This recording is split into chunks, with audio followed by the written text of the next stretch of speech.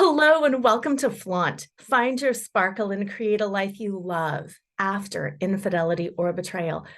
I'm Lora Cheadle. I'm an attorney and betrayal recovery expert who believes that betrayal uncovers the truth, not about other people and what they did to us and why that was so unfair, although that absolutely can happen too, but it uncovers the truth about who we are and how we have betrayed ourselves by dimming our light. Today, we have got a big show that is designed to shift your perspective, to get you outside of yourself, and to help you be able to see things from a different, much broader perspective, a multidimensional perspective, to be precise, so you can more easily understand and then begin to bridge the gap between heartbreak and that sense of collapse into yourself and the kind of multidimensional expansion where you're able to feel a sense of true oneness and joy. Our guest is Lee Harris, and he's the author of Awaken Your Multidimensional Soul, which is the second book in his Conversations with the Z's and series and Energy Speaks. He is a gifted intuitive and channeler. He leads a vibrant online community that reaches 1 million people every single month. His acclaimed online events, members community, The Portal, and Top 50 Spirituality podcast Impact the World are adventures into the deepest aspects of living and loving and awakening. Lee is also an accomplished music producer and singer-songwriter whose acclaimed albums have charted as high as #1 on the iTunes and Amazon New Age charts. Of course, I will link his information, but you can also go right now and write this down, leeharrisenergy.com. And with that, welcome to the show, Lee. I'm looking forward to our conversation. Thank you so much, Laura. It's always so weird when you hear like your bio read out because you sound very busy because it's all compressed into one paragraph, and you're like, wow, it's quite a lot been going on. But when you're in it every day, you're just chopping wood, carry water. So thank you so much for having me. Yeah, absolutely. Thank you for being here. Let's begin just with the title of your book, because if listeners are not familiar with you, the title of the book might confuse them a little bit. It's the Conversations with the Z's series. What is Conversations with the Z's? Who are the Z's? And can you just frame what this book is?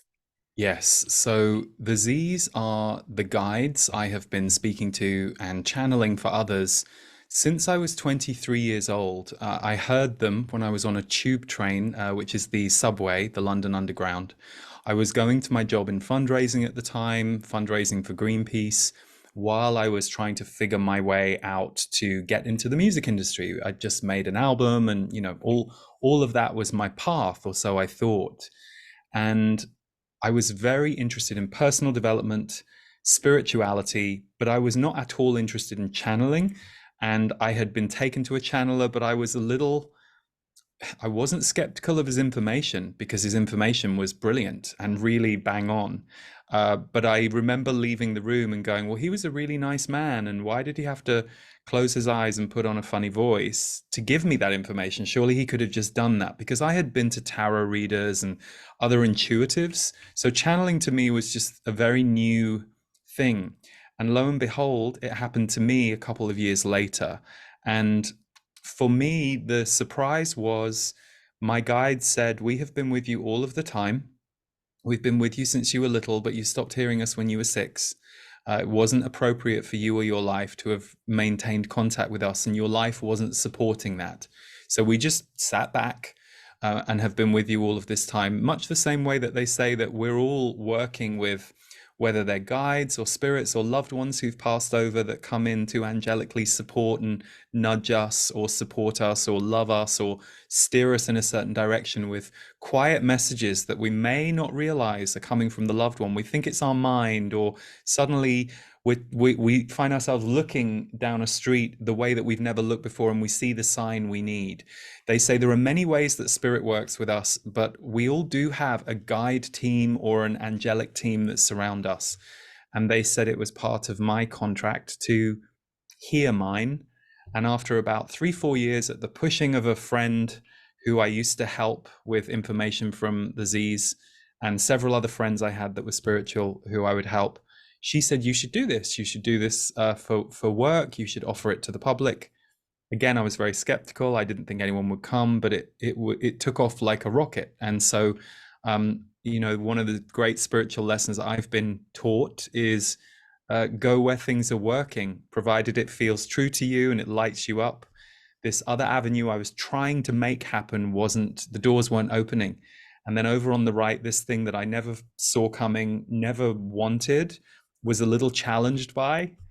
Because you don't really want to turn to all your quote unquote normal friends who you have a great time with and say, "Oh, now I'm channeling my guides," because we still have, certainly back then, 24 years ago, a lot of stigma around it. But it's changed my life. Having their perspective infuse my worldview and my experience changed my life, opened up my intuition, and then offering this work to people for the last, it will be 20 years in 2024, has radically changed my life and my experiences.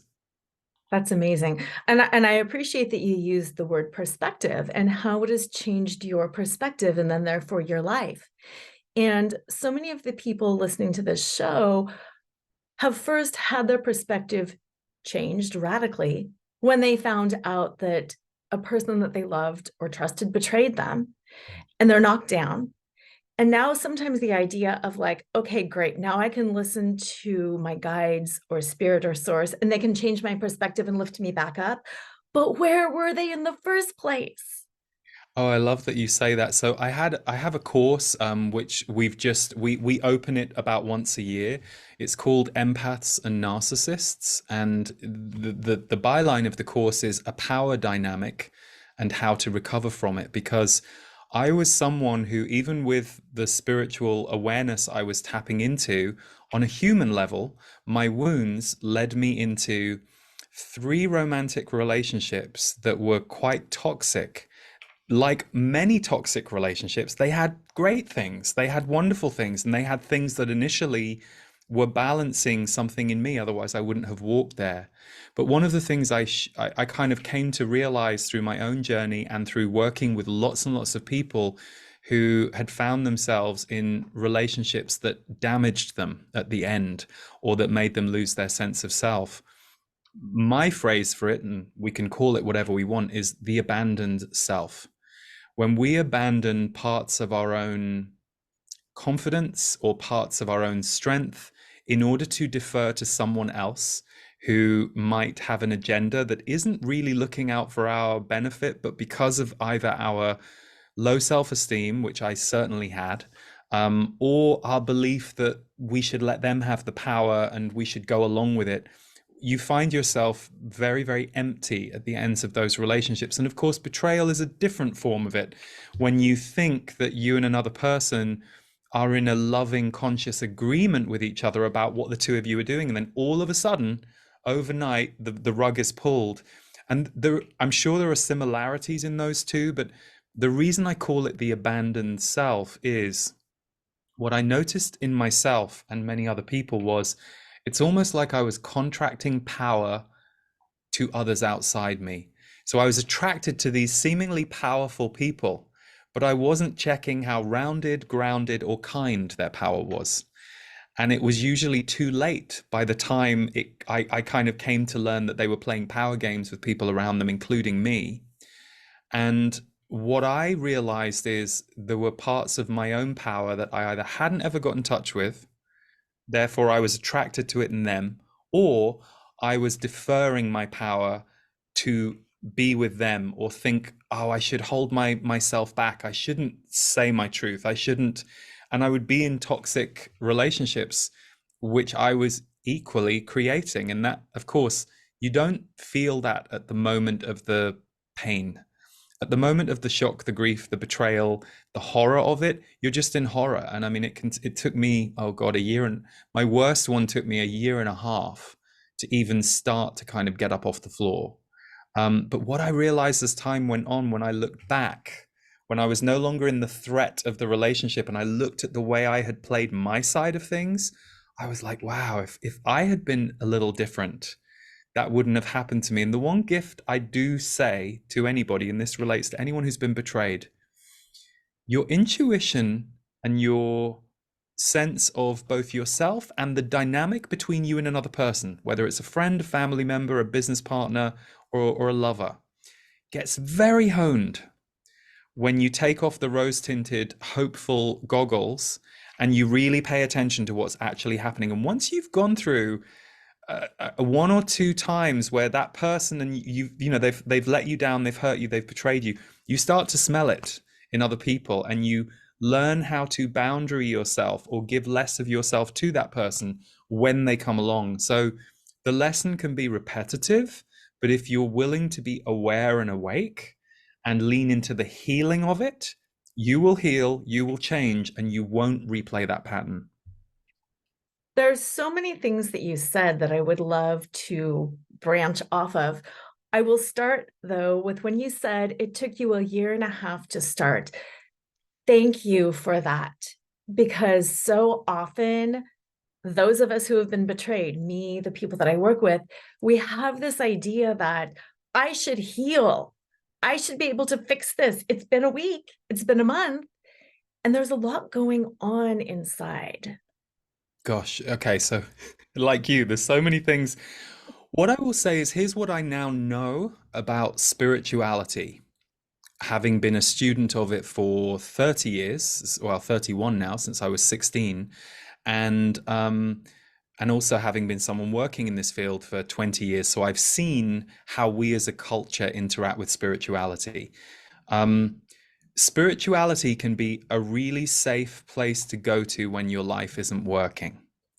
And so if you're not careful, it can be an escape hatch that you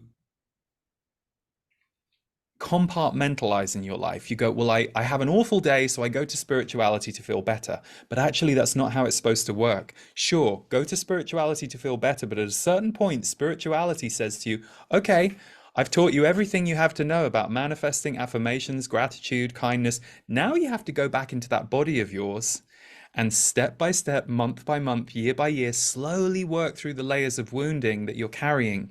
So a huge thing I talk about in my work, because this is what the Z's say, is we get very personal about our wounds. So for me, for years, I carried, God, I'm so ashamed of myself, or I wish I wasn't so hard on myself. What's wrong with me? And they say it's not about you. They say these are cultural human wounds that we're all swimming in. And from the minute we're born, we're interacting with them, and they're just not often spoken about. People aren't often conscious about them. People are angry at you. You feel the brunt of their anger and you go, God, I feel ashamed. Well, deep down in them, there is some kind of shame that they are running from, and they're running from it through projecting anger at others. So when you look at the layers of energy behind these dynamics, you start to go, oh, wow, we're all somewhere on these scales. For me, the year and a half piece and why I share it is I was someone who was channeling. I'd done so many personal development workshops. I'd done a lot of healing on myself. And I was, probably 15 years into my journey when my worst happened to me. And I really hit rock bottom. It was the worst year and a half of my life, but it was the making of the new me. And if I hadn't done that, I wouldn't have leveled so much of my past patterns. And it was hell to go through. And there were days I didn't want to be alive because I couldn't take the pain anymore. And I realized later I'd had a nervous breakdown, basically. I couldn't do simple things like tidy a room for about 9 months. And that didn't make sense to me. I was like, what's wrong with me? Why can't I organize things? Because I was so, and I was having a spiritual awakening as well, but I didn't realize. So the reason it's important for us to know that sometimes grief can grab you by the neck for a year, maybe even two, but we don't really know what grief is doing as we go through it. And the Z's, my guides, talk about grief. They call it the great transformer. They say when you're grieving, you tend to focus on the emotions, the thing you've lost, the person you miss, the part of you that's sad that something has changed. But what you have no idea about is underneath all of those feelings, there is this chrysalis happening inside you. And so when I got to about a year into my terrible year and a half, I realized a little bit of maturity had arrived in me when one day I committed to get better rather than, having those suicidal ideation thoughts of I don't want to be here anymore. Should I really think about that because this is awful? But when I got to that breakthrough moment where I was sat there and I thought, well, this is the worst my life has ever been. And I know the law of energy, what goes down will come up. So I thought, I'm curious what's on the other side of this, but I'm going to be more patient than I normally would be. And I'm going to give this a year. And I'm going to slowly work on for a year repairing myself. And I'm not going to expect to be happy next week because that's just me trying to run from these horrible feelings. But I am going to commit to a year from now, I'm going to be in a more open space, a brighter space, and open and be finding the joy and the gratitude. And it was interesting because as soon as I made that decision, I'm not going to say that everything got better in a few days. It didn't. But I allowed the possibility of seeing good things. And I couldn't have got there without going through the dredge I had gone through for many, many months. So one of the things in spirituality we have to be careful about, we can learn a spiritual concept. We can learn that it can be very abundant to have gratitude. We can go, okay, well, then I'll say I'm grateful every day for a week. And then on day 8, you're like, why didn't I get the Ferrari? That's just, it's all part of it. It's not black and white. This is why our souls are multidimensional. There's the part of us that's light and bright, and there's the part of us that can be a bit depressed and a bit grumpy. And all we're ever trying to do is to broaden the scope of how much we can allow. We don't want to get stuck in depressed and grumpy and that be our main identity for a year. What we want to do is go, that's interesting. What does that part of me need? Well, that part of me needs to feel some hope. That part of me needs to feel loved. That part of me needs to go to a therapist or read a book about childhood trauma. Because, yeah, I had an alcoholic parent too, and I'd never connected the dots. I thought I was just a depressed person. I had no idea that I'm traumatized and that's why I'm depressed, because I'm scared to think things will be good. So you start unpacking that, and that's our journey. The Z's will say, you're here to heal yourself and to evolve beyond the wounds that we're all kind of swimming in, so that you can become more of the lighter and the brighter more of the time, not all of the time, because we're human, we're on a journey. And they say, then you put that energy into the world, just because you are the formula of transformation. So I sit here and I'm talking to you about that year and a half I was on the floor. And I know that happened to me, but I also feel a bit like it was a different person. But the fact that I could be so low and then really be at the happiest, most peaceful I've ever been in my life, generally on an everyday basis, I'm like, wow, I kind of made it. And thank you, universe, and thank you all the people who supported me. And also I have to say thank you to myself on some level for being willing to think I could get there, but I was willing to go the slower way rather than the quick, I'll read an affirmation book and hope that I'm just happy forever. Because I had to let go of that fantasy. Yeah. Yeah. I'm sensing a parallel between what you talked about a little bit earlier with some people use religion, turn to religion, but they don't really integrate it. They're not really working with it. In the same way, I think some people kind of use happiness. I'm happy. I feel fine. Everything's great. And it's not. And when you use the word multidimensional, I love that because it's multidimensional within us. I am all emotions. But it's also multidimensional around us with others, and then at a cosmic level as well. It's true. It's really well put. And I'm always interested, are you using your religion and your spirituality to judge, chastise yourself or others? Or are you using your religion and your spirituality to become more connected to the world and to others? So it's interesting whenever you see very indoctrinated religion, where we have seen religion used as an excuse to kill others, to judge others, to maim others. That's not coming from that's not coming from Christ consciousness. Christ consciousness doesn't want us all killing each other or ostracizing each other. Now, you may have been indoctrinated to believe that, and that's fine. Equally, we've seen spiritual cults, we've seen guru cults, we've seen power abuse. So I think it's interesting that the truth is that we all have our spiritual compass inside us. It's going to look a little different for each of us. But I think the multidimensional piece is so important because none of us are one thing to others or to ourselves. You could get your five best friends, Laura, or I could get my five best friends, and they would say, describe Laura, describe Lee. There would be some commonalities, but there would be, each person would have a couple of specific different things about you because the way you interact with them creates a slightly different version of you because of the chemical reaction. Like, this is the friend I can really laugh with. All my friends say I have a great sense of humor, but boy, oh boy, me and this friend, it's on. And so they will describe in detail the humor. And it's not that the others are describing you inaccurately. It's that none of us are completely the same. We are multidimensional, and that's why we like connecting with each other. And that's why we all have different music artists and different novelists that we like and different comedians.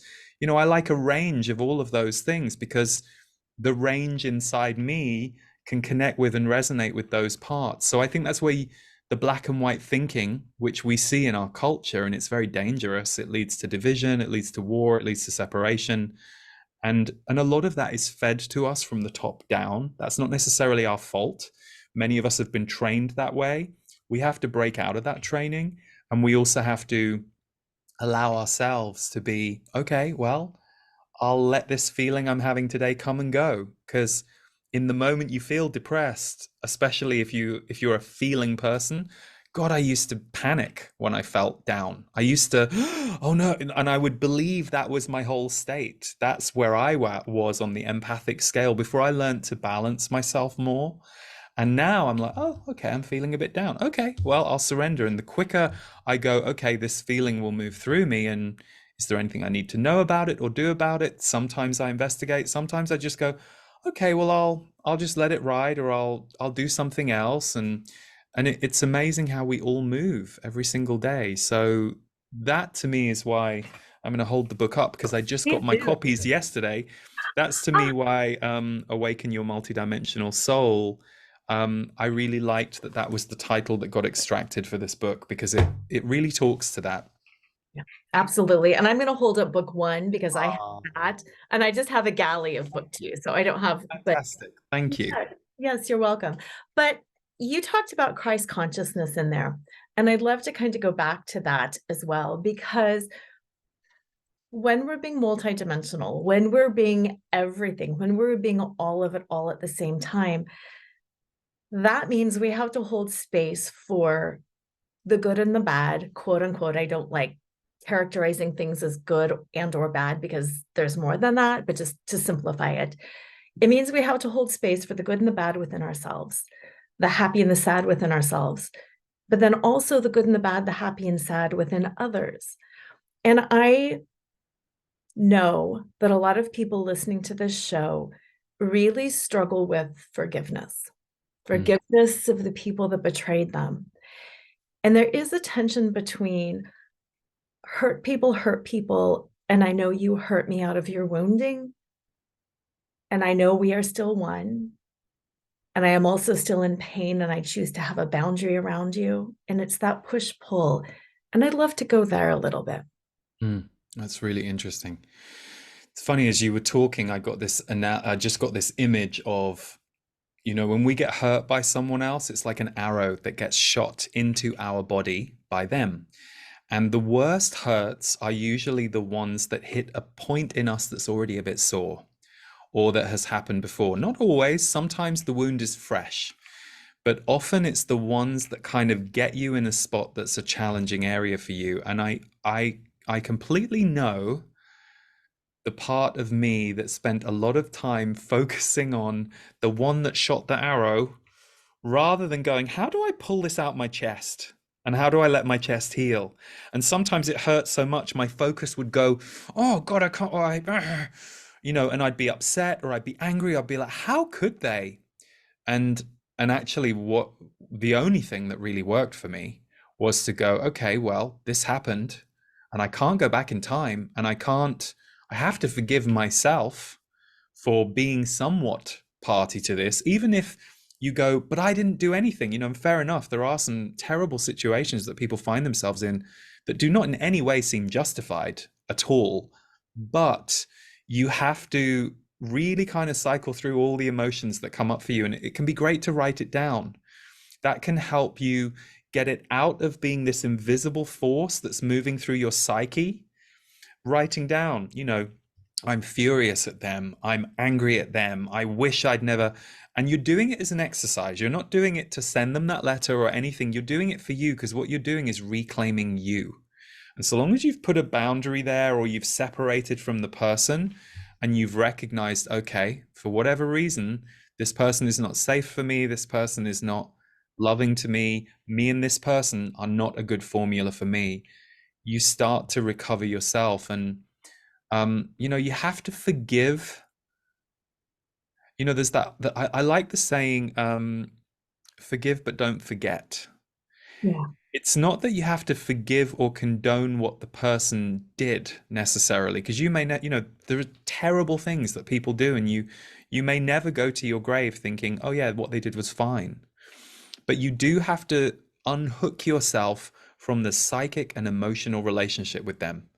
And I know, and that takes time. For me, it was burning through the layers of emotion. It was over and over saying, what happened to me? What happened to me? Like I was just in shock for such a long period of time, because I had been so open, and I Yeah. had been so open, and I had overly attached and been overly open. And I'd been in relationships where I was emotionally compensating.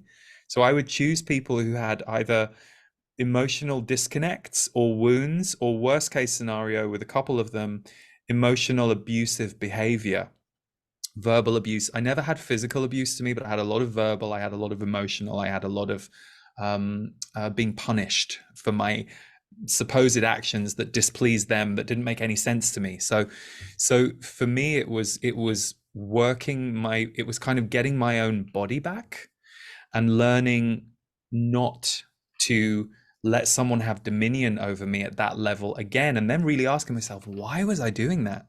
What part of me thinks to have connection or love, I need to just completely immerse myself in someone else's energy field? And I had to really figure that out. One of the great healings for me came in 2010 when I was reading Elizabeth Gilbert's wonderful book, Eat, Pray, Love. And she nailed it. And I don't know whether she came up with this or whether this was a version of something she had learned. She said she realized she had to stop being in romantic partnership with people's highest potential. And Mm. it was like, for me, it was like, oh my God. It was like, the part of me that had been going, well, they'll transform, or they had a terrible childhood, or the excuses I was making to justify sticking through the bad behavior because one day maybe they would change. And what I realized was, no, Lee, you have to be actual with people, not hopeful. You have to be actual. And as Maya Angelou always said, if people tell you who they are, pay attention. And I didn't want to. I wanted to live in the more romantic version of them. And so I had to really dig deep into where that came from. And part of it for me became befriending pain and learning not to run from pain in myself as much. So I was no longer choosing people who were in a certain level of pain that I would then get myself in relationship with.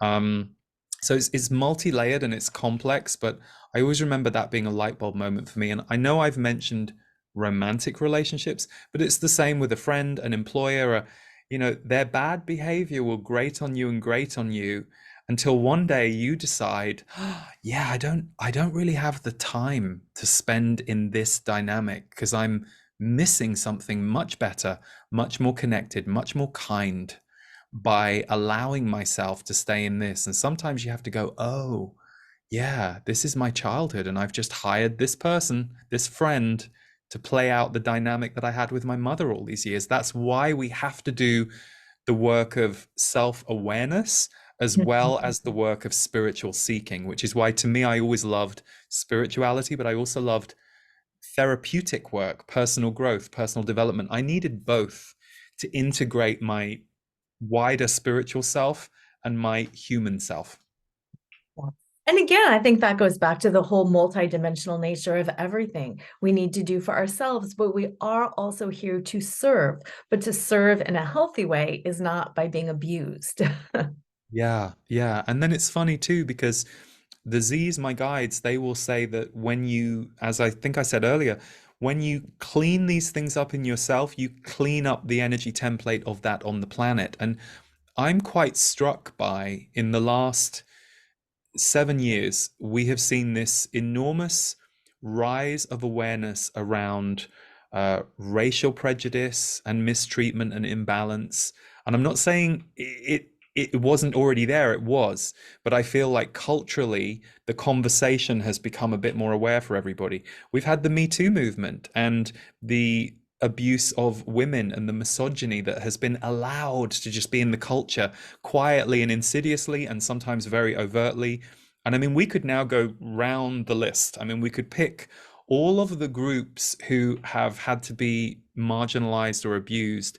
And we're in this cultural conversation where really what I feel is we're talking about the human wounds, the parts of us that don't allow each other to be here and to flourish and to be connected. The idea that we have to push one group down in order to have power or superiority, that's wounded behavior. So, if you're anything ist, you're wounded. You can't argue that. I mean, you would argue that because you wouldn't want to hear that, you wouldn't see it, you wouldn't like it. But you can't argue that. There's no reason to need to oppress or push someone else down or abuse your power over them unless there's some level of power wound in you. And the Z's would say, we live on a planet where power wounds are flying around in all of us in subtle or overt ways. And so that's part of the work we're doing. We're healing ourselves, we're healing culturally, we're healing collectively. Yeah, absolutely. There's a section in your book, the new book, book 2, Conversations with Disease, Awaken Your Multidimensional Soul, which is the second book that I wanted to read because I think it's so relevant to what we are talking about. It's talking about your heart is powering the show. It doesn't mean the heart is superior or can work in isolation for all the other parts of you, but it is the sun. And I had tapped that because there's a section talking about heartbreak, but that's okay. There is wounding. There's wounding everywhere, but the heart is the center. It can power that. And again, it's not a bypass that, oh, yay, I'm in my heart now. Everything is good. But it's that you're realizing your heart is your sun. It is your center. And then the book goes on to say, you often think of heartbreak as coming from your heart. But it's not. It tends to be the mind replaying past low vibrations. Hmm. And I was thinking about that when you were talking about, racial inequality, the Me Too movement, all of those things. Yeah, the mind is replaying some of the past. This is awful. The heart knows us to be connected. The heart knows us to be worthy. The heart knows us to be loved. Yeah, thank you for reading that. And it's funny because as I listen to that, because of course, as the channeler of this information, it doesn't mean I know it, it doesn't mean I've integrated it. And as I hear that, I think of the times that I get caught in recycled pain. My mind is always involved. I don't mind if I'm grieving just through my body and having a release and I'm at peace and I'm allowing that emotion to move through. But I do mind if I'm like in my head of, and I think we can all relate to that. So the part about the heart and the sun is very interesting to me. I can share that, and we're all different. So maybe your listeners and viewers can relate to this in their way, or maybe they relate to what I'm about to say. Recently, in the last, I would say, couple of years especially, and just the last few weeks, I'm having this quite intensely again. I have these moments of feeling just very in my heart about the world, and they're all really small things. They are seeing the beauty of the light on the mountains where I live. They are hearing a bird. They are watching our cats do something crazy with each other. I'm not saying that there aren't wonderful things happening in my life in other areas, but But for me, what I've learned now to notice, and I didn't understand this experientially, even though the Z's were explaining this for years, it's taken me years to experience what they're talking about. There is something about when your heart is just open. It's not necessarily that you're running around, jumping around excitedly. I mean, that's an expression of heart energy, but that's with the volume up to 10. And that's not really sustainable. You're going to need to lie down at some point. But there's something about that just peaceful openness where you're like, oh, my mind is still, my heart is open. I feel the center of my chest, and I feel how the center of my chest is connected to things that I'm seeing and around me. And that's really like, for me, that's my favorite. That's extraordinary. And so when I feel that happening through me, I really celebrate it. When I notice I'm a little stressed or I'm in my mind, there are certain things I will do to reset myself. And, one quick and easy thing is, what's the music that soothes you?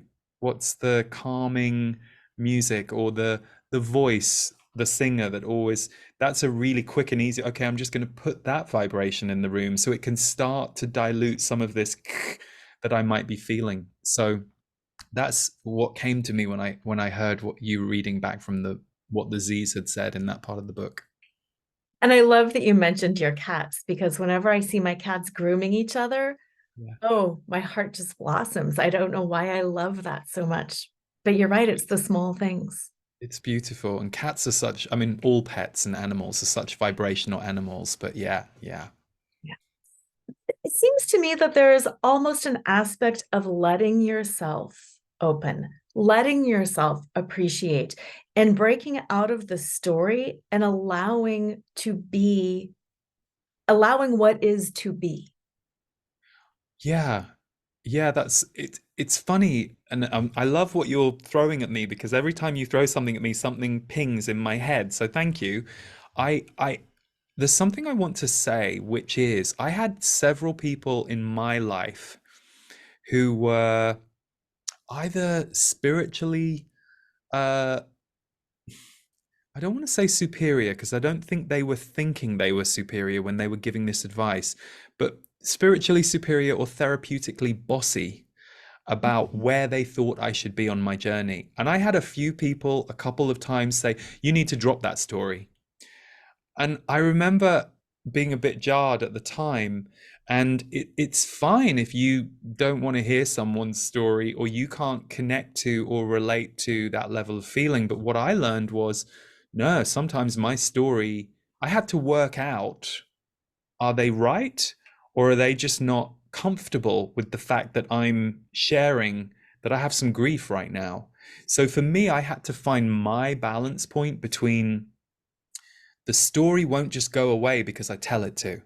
And the story won't just go away because I read in a spiritual book that I should drop my story, or that I should just be, celebrating gratitude. That's helpful, but that's like saying, if I read Muscle Fitness magazine, I'm going to be really fit. Doesn't work like that. No, you read Muscle Fitness magazine, you try and find, oh, well, I could maybe do that exercise. You go to the gym, you go, oh God, can't believe I can't lift this. But keep lifting it for 3 weeks, and you'll be like, oh, it's a little easier for me to lift this. And then there will be a psyche change, and there will be a functionality change. It's like we have to compound every change we want to make. We can't just wish it and it's there. And I think it is true that we need to evolve any stories that are uncomfortable in us. But Mm. what I'm speaking for myself, I needed to learn compassion for the stories that were alive in me.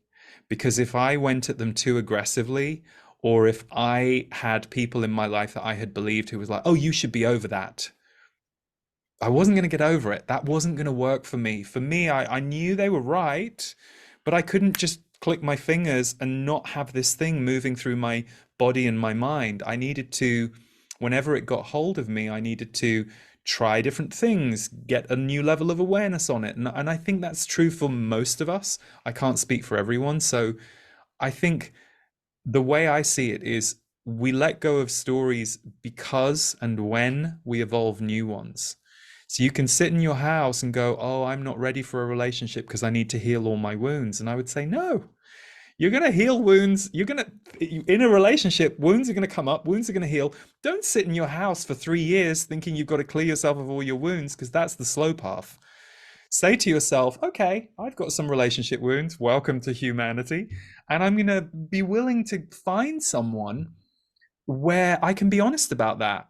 And they're going to say to me, oh, yeah, me too. And I'm like, oh, cool. We're on the same page. You're not afraid to admit that there are things that you're scared of. So we're a good match, because you're not going to try and play some performance game with me that makes me a bit uncomfortable. And I try and keep up with you. And then I'm in another one of those betrayal relationships because there's a lack of honesty that's fundamentally already there. No, we're a vibrational match, and we're an honesty match.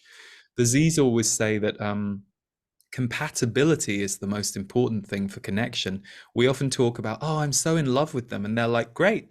How compatible are you? Because it's easy to be in love. It's easy to love people. People are lovable. Like, if you can get beyond your judgments or their barriers, people are lovable. But compatibility is how we have great friendships, great romantic relationships, great business partnerships, because there are shared values, shared ways of being, shared ways of seeing the world. And the more of those you stack up, that's when you find your best friends, and maybe that changes after a decade because you grow differently. So I've gone off on a complete tangent somehow, but that's where we are. That's perfect. And because of this tangent, once again, there's like 48 different areas that I would love to explore. What I do want to call to the forefront, though, you mentioned judgment and knowing where you are and having other people tell you, you should get over that story, or you should be beyond that by now. And I talk about the energy of judgment a lot because it's powerful. And for me, for my story, when I found out that my husband had betrayed me, and my listeners know it was a significant betrayal, 15 years with multiple women, significant. My head was very angry, obviously. I was in the story, but there was something in me that knew our relationship wasn't done. I knew that. I knew I needed to evolve. I knew he needed to evolve. I knew it wasn't done. And you had mentioned compassion. And I had compassion for him, for me, for the situation. I also had curiosity. And the most difficult, maybe not the most, one of the most difficult aspects of that healing journey was telling people, I don't feel that it's right to leave right now. Now is not the time to leave. We're not done. I don't know what's unfolding, but it's unfolding. And I always thought that was an interesting dynamic, that I'm healing myself. I'm moving into something significant. I'm moving through past wounding. And now I have to contend with your judgment of where I stand along my way. Wow. Oh, I love that you bring this up, because I was just talking with a friend about, your friends just love you and they just want you to be okay. And they will trust your lead unless they see that you're damaging yourself. And if they see you're damaging yourself, they'll intervene. And then there are those friends or those people that who can't get out of their own way when you share a story with them, and they can't help but replay their own situation. Oh, I'm getting divorced. Oh no, divorce is awful. Well, no, actually, what you've gone into is like your own memory recall, and now you're projecting that on me. And if I'm not really clear about that, I'm going to walk away going, oh my God, divorce is awful. So this is where knowing who we are and being clear about who we are is really important, because you can't comment on another person's relationship because you're not in the middle of it. Unless you're the third person in that relationship, whether it's business, friendship, whatever, that's a dynamic between two people that you can never truly know. I really love that you chose that for yourself, because one of the most tricky things, and I learned this the hard way, I was definitely someone who had some dramatic endings in relationships. And now I know that for the best of my ability, don't do that. Uh, and if it happens to you, it's one thing, but if you're willing to like just pull out of a relationship because you're like, oh, this isn't right, there's going to be learning that you didn't get and that you didn't integrate with that person that you're going to take into the next relationship. So I love that you held space for this whatever period of time it was, or perhaps you're still together and it did transform. I think that's really cool. And I think it's I think what is most important, and maybe this is the piece that other people need to hear, is I'm not staying in the relationship I was in. That's dead. I am staying to see if me and this person can become 2.0. And I'm going to have very accountable conversations with them. And I'm going to watch their behavior and mine. And I'm going to see, are the two of us creating something new together? And is that possible? And is he willing to be honest with himself and with me now? Because the thing about people having affairs is there is a level of secrecy they're addicted to. Otherwise, they wouldn't have the affairs. They'd leave the relationship. There's something about creating a secret, private space inside them. You think they're having an affair with another person, but actually, no, they are as charged by the secrecy as they are by the sex or the emotional relationship they're having with this other person. So their work is not, oh, I need to stop having affairs. Their work is, wow, where is my integrity out of balance that I need to have this secret life, this secret world? What's that about? Why can't I fully be myself in my life, in my expression, in my truth, in my relationships? Or maybe you need to realize, I don't want monogamy, and then be honest about that. Don't force your desire onto someone you've made a monogamous agreement with, because that's betrayal and that's not in integrity. So it's very complicated. And I think, you know who your friends are by the way they show up for you when the chips are down. And if they're just heaping their own judgment and fear at you, that's not helpful. And you have to go, okay, I'll see you next year. Yes. And you said something, what is this really about, basically? When you said an affair, it's about secrecy. I love that you said that so much, because I think there are so many situations in life where we think it's about what's happening on the surface, but it's about something that's underneath. It's something inside. Yeah. And that honestly, that's what the Z's have taught me. I mean, certainly the personal development work I've done for sure with some great teachers, authors, workshop leaders, psychologists, therapists. Definitely, I've needed all of it. But the Z's are really good at boiling it down to the layers of energy that I might not be seeing. And that now influences my perspective. So I no longer see things as a spade is a spade and a fork is a fork. I'm like, nah, there's a lot going. Sure, it looks like a spade and a fork, but there's a lot to it. Just like the person in the grocery store is not the expression you see on their face. You think, oh, they look miserable. They're not miserable. They're just quiet, internal, and they don't know what their face looks like. But the minute you start talking to them, you're like, oh, wow, they're really nice. So, this kind of surface level perspective that we all have is something that we need to change. And I think the other truth is, and this is something I'm 47, so I'm not yet old, I guess, but I'm also no longer so young that I can't see this about life. It's like, oh my God, we just all keep changing all the time. And your body, your genetics, the state of the world, your relationships, your life circumstances, we have to constantly evolve through them. And there will be threads of who we are, maybe from childhood, all the way through our life. And that's beautiful. But we're going to be changed by life. And so if you're trying to hold on too tightly to anything or anyone, the only thing you're going to do is cause yourself pain. I love, again, the concept of change. And when I was reading both of these books, book one as well as book two, that was evident that these answers, quote unquote, answers that the Z's are giving, that the guys are giving, your guides are giving. It's not that there's one way of doing it. It's almost like the answer or the knowledge can be applied to you differently every single time you read it. So if you're reading it in a more constricted state, it will elevate you a little bit. If you're reading it in a very expansive state, it might have the ability to affirm or to elevate, or again, to walk you around to yet a different perspective. So it's applicable for any age, any stage, anywhere people are. It's helpful.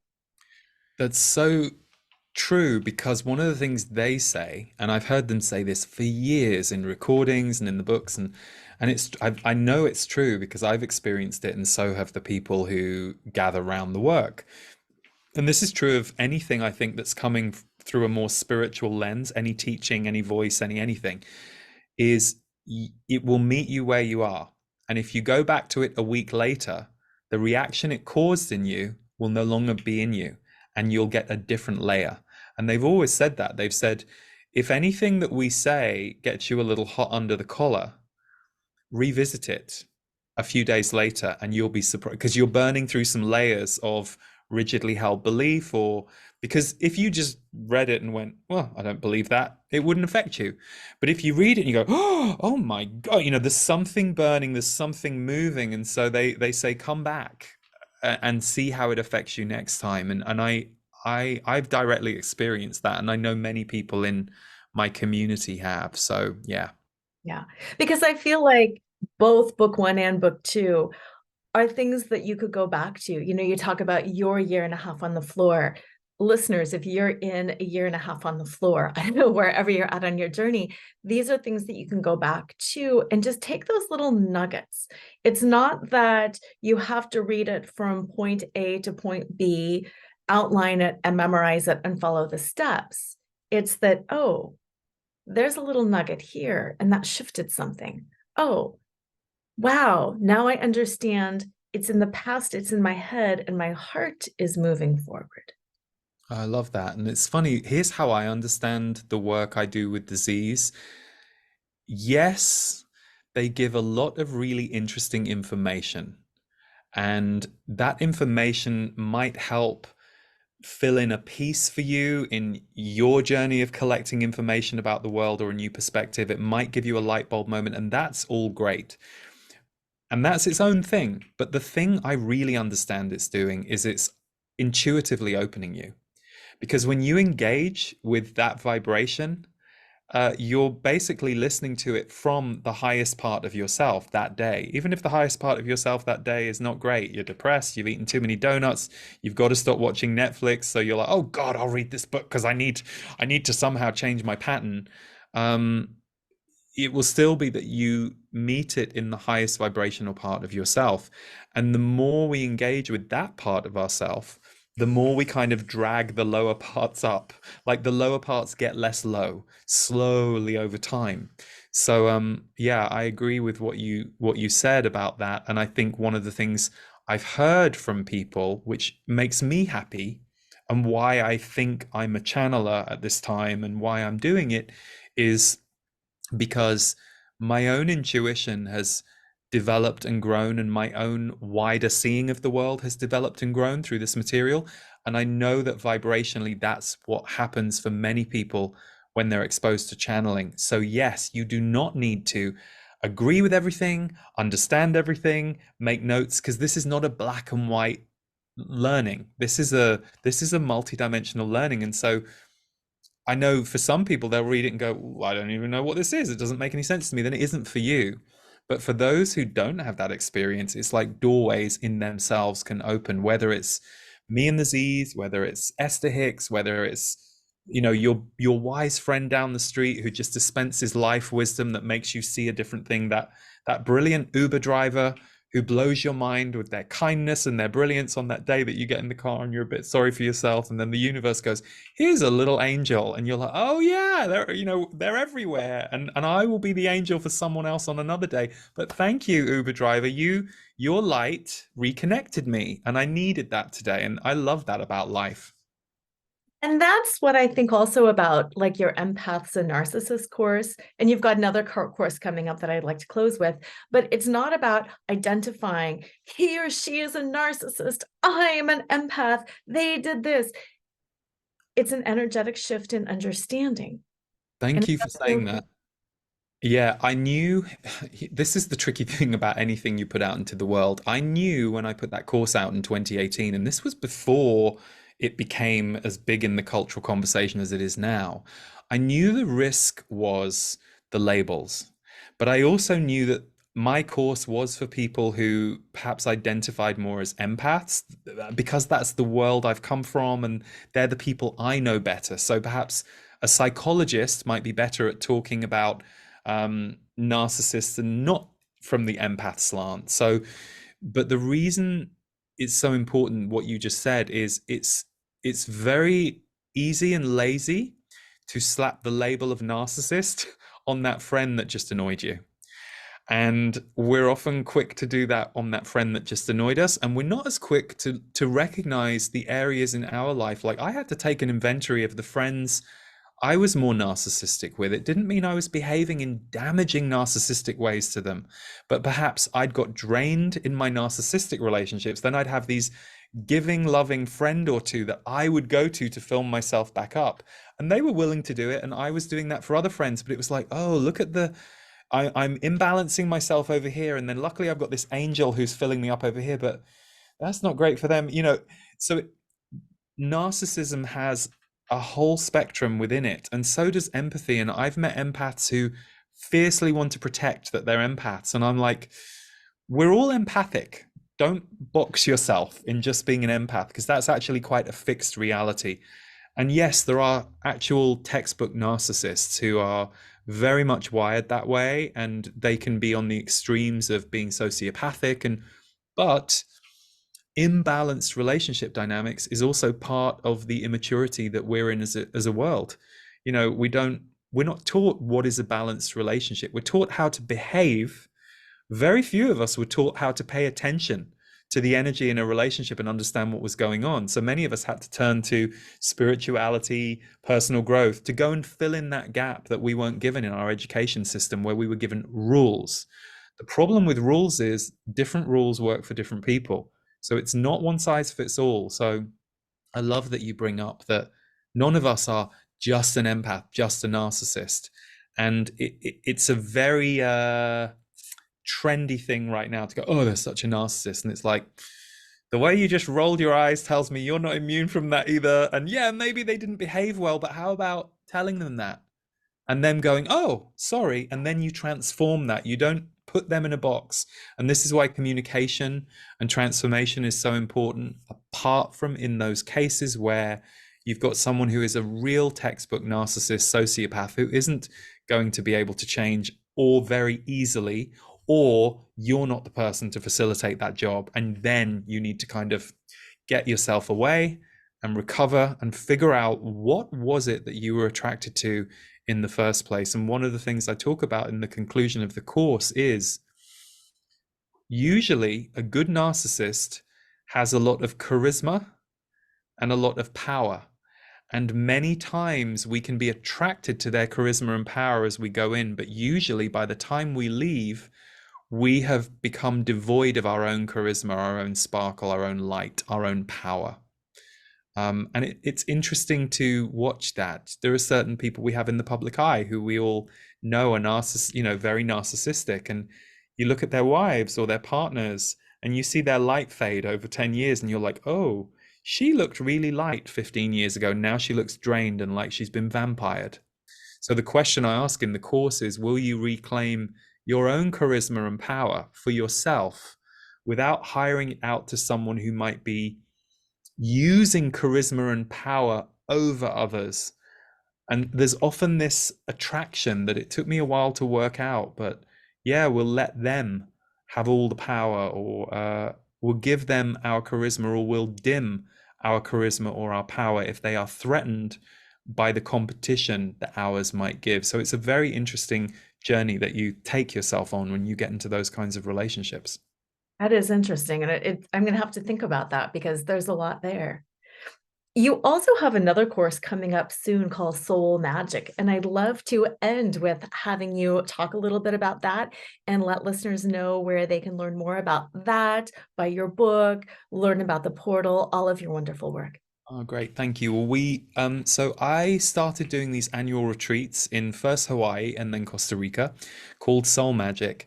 And it would be an immersive week with a group of people. And of course, because of COVID, we had to cancel, we had to delay, and then we had to cancel. So one of the key features at Soul Magic was in the evenings, I would channel while Davor Bozic, who is my music collaborator, we create musical albums together, and also my dear brother, my friend, he would play music intuitively while I channeled. And these channeled messages would go for an hour. And then at the end, we would usually bring in a song that we had composed that somehow fitted the theme of what the channel was going to be.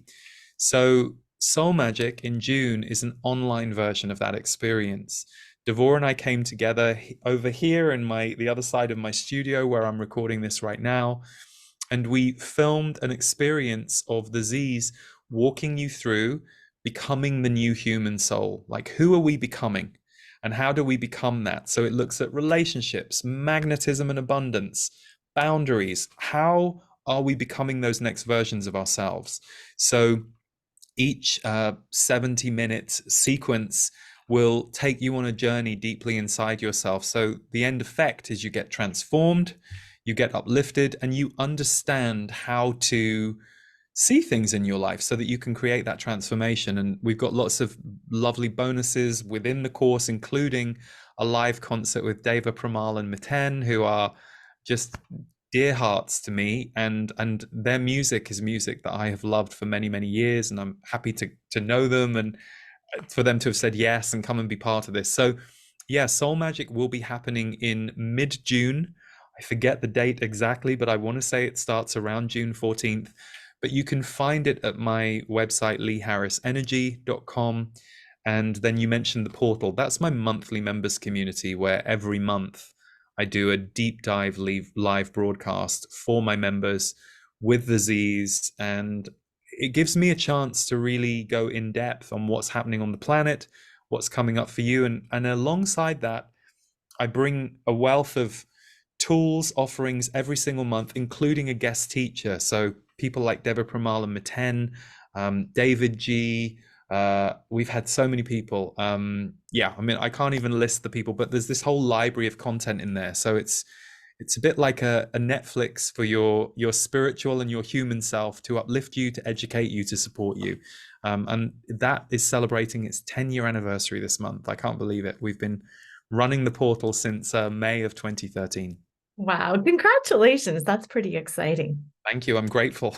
Yeah, absolutely. So, listeners, I'd absolutely recommend that you check out leeharrisenergy.com, all of his different offerings. I know you will enjoy either of these books or any of his work. Reach out to me also if you would like me to connect you with Lee or with any of his content, and I am happy to do so. And in the meantime, have an amazing week. And always remember to flaunt exactly who you are, because who you are is always more than enough. Lora,